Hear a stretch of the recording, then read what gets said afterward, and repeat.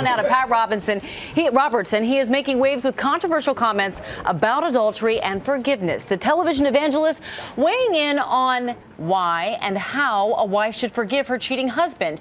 And the answer provoking a lot of outrage. ABC's Lindsay Davis has the story.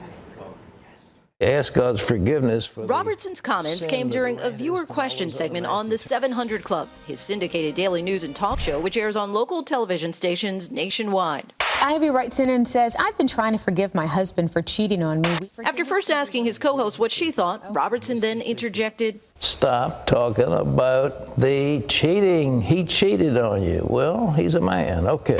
Instead, he suggested the viewer should try to focus on why she married her husband in the first place, advising she try to fall in love with him again. Does he provide a home for you to live in? Does he provide food for you to eat? But it was the way Robertson ended his response that's setting off a firestorm. Males have a tendency to wander a little bit. And what you want to do is to make a home so wonderful that he doesn't want to wander. On the internet, comments are pouring in.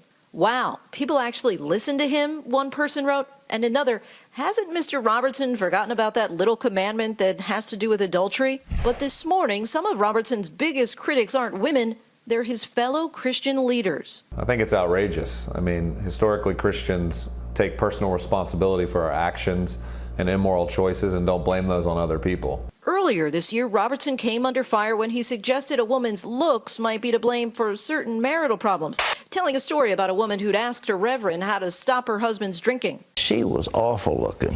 And the preacher looked at her and said, Madam, if I was married to you, I'd start to drink too. Oh, my. All right. In a statement overnight, the Christian Broadcasting Network said this. His intent was not to condone infidelity or to cast blame. We regret any misunderstanding. But, Amy, we have to look out for these men and their wandering ways, George. I am not commenting. All right. Thank you, Lindsay.